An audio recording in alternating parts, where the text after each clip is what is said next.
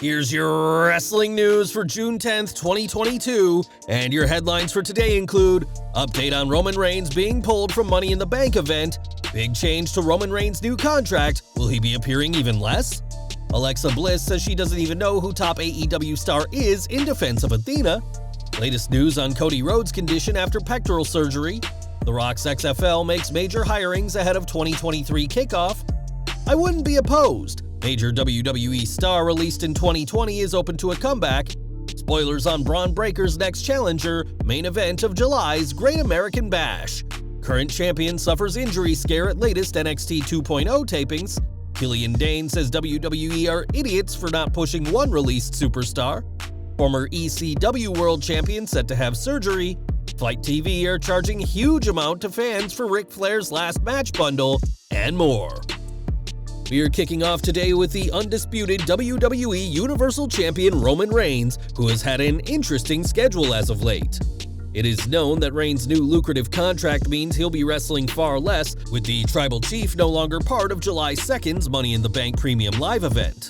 It was reported by Fightful Select that even before Money in the Bank was moved from Allegiant Stadium to the much smaller MGM Grand Arena, WWE were open to pulling Reigns from the show, believing that the two titular ladder matches were enough to sell the show. It's added that Reigns and his championship was felt even less necessary when the show was moved, and the decision was made pretty much immediately after the decision to leave Allegiant Stadium. A source within WWE who spoke to Fightful ensured that Reigns will defend his title at SummerSlam, which is set for Nissan Stadium in Nashville, Tennessee on July 30th. While Reigns has defended his undisputed WWE Universal Championship at live events before his new deal ended his time wrestling off camera, he is yet to defend the newly formed title on TV, but we'll hopefully get a title match at SummerSlam 118 days into his reign. Reigns' new lucrative contract meant that he has been wrestling less, but he'll also be appearing less in non-competitive roles. After details of his new deal were leaked, it was said that Reigns will still be appearing on TV and that he would still have a presence on the show, but that's not the case anymore. Fightful Select reports that while it was reported by WWE that he wouldn't miss any TV time, that doesn't seem to hold true, and that they followed up with additional representatives from the company for clarity. Ironically, Reigns has become like his arch-rival Brock Lesnar, enjoying a lengthy title reign while wrestling just a handful of dates, and like the Beast incarnate, fans shouldn't expect the Tribal Chief each week on TV either. Now, as the first ever and reigning AEW TBS champion, Jade Cargill has certainly made a name for herself and has earned a loyal fan base. Cargill is often positioned as one of the faces of AEW, but that doesn't mean Alexa Bliss knows who she is. On Twitter, Cargill started things by taking a dig at Athena, saying she looks Mandy-ish, a reference to WWE reportedly wanting their female superstars to dress more sexy back when Athena was Ember Moon, and gave Mandy Rose as an example. Athena responded by comparing Cargill, a buff blonde as she put it, to Rose and Charlotte Flair, while Alexa defended her friend, saying, "I'm still trying to figure out who the heck they even are." Alexa Bliss may not know, or at least pretend not to know who Cargill is, but the TBS champion is continuing to impress people in AEW, but perhaps Athena will be the one to end her reign on top. Now, hours before Hell in a Cell 2022, Cody Rhodes suffered a torn pectoral, but he fought through the pain to defeat Seth Rollins at WWE's most recent Premium Live event. On this week's Raw, Cody was written off TV with an attack by Seth Rollins, and we have some good news on his condition. In a tweet, Brandi Rhodes said that Cody has now had surgery on his torn pectoral muscle and that the operation was a complete success, adding that he's on the road to recovery now. A successful surgery is the best-case scenario for WWE and Cody at this time, as we know he's hungry to get back in the ring. Former WWE surgeon Dr. Chow has said that Cody could be wrestling again in around 4 months' time, which would put his recovery around mid to late October, though the company could save him as a surprise Royal Rumble return.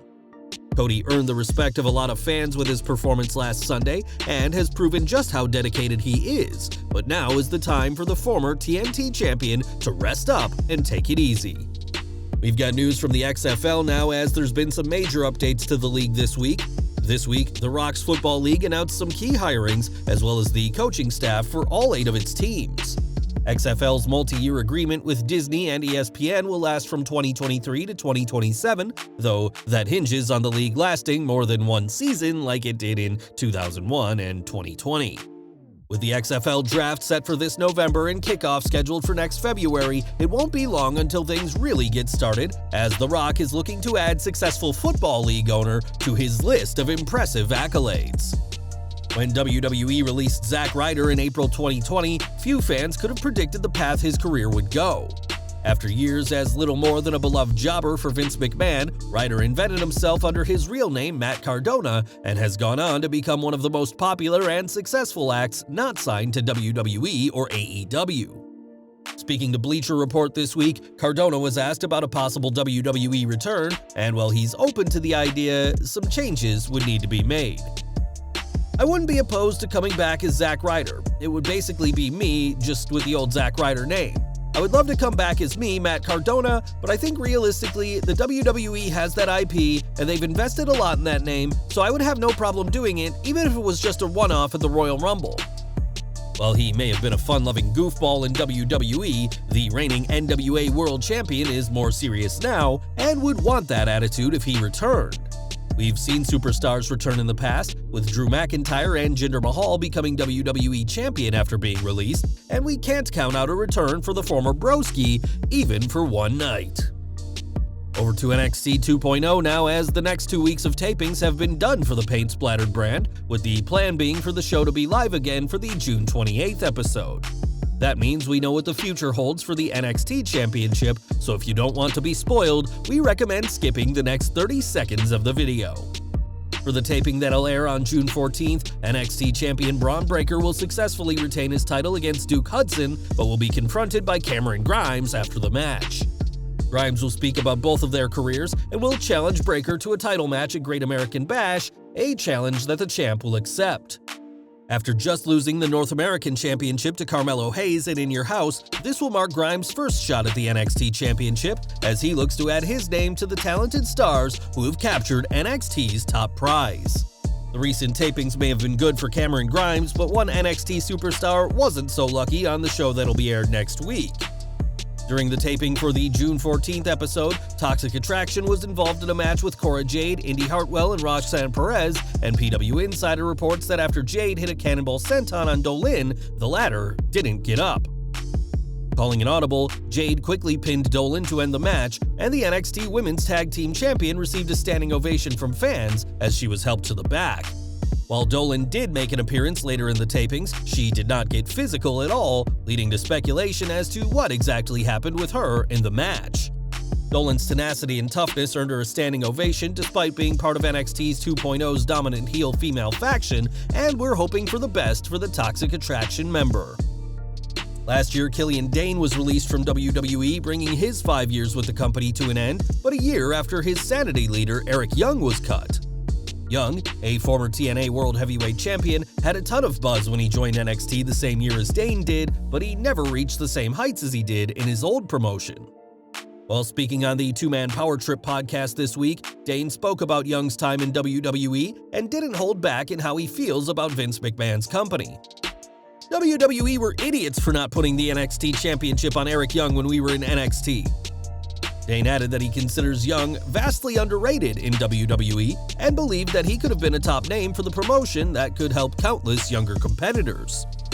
Not long after his release from WWE, Young returned to Impact, capturing the company's World Championship for the second time, but this is a win that should have come in NXT as far as Dain is concerned. Speaking of Impact Wrestling, one name fans won't be seeing for a while is Rhino, who is set to go under the knife. As of late, Rhino and Heath have been feuding with Honor No More, but those plans are seemingly on hold. On last night's show, Heath appeared in a backstage segment to confirm that Rhino is injured and will undergo surgery, but didn't specify what kind he will need. Rhino has enjoyed a lengthy career working for Impact Wrestling, WWE, and ECW, and we're wishing the Man-Beast a speedy recovery as he faces this latest surgery. And we're ending today with Ric Flair, who will compete in his final ever match this July. After decades in the ring, Flair's final ever match will certainly be a big deal at next month's StarCast 5 event, and FITE TV are looking to cash in.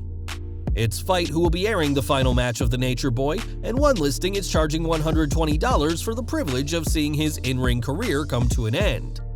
To be fair, this bundle isn't just Flair's last match, but also every event from StarCast, including the roast of Ric Flair, as well as a small piece of the canvas used for the match. $120 is certainly a hefty price to pay to see Ric's last match, but we're sure some people will pay that much, and we'll just have to see how the dirtiest player in the game fares in his final ever bout. Well guys, that's our news for today. Please share your comments below. Also hit the like button, subscribe to our channel, and hit the bell icon to receive all notifications. And as always, thanks for watching.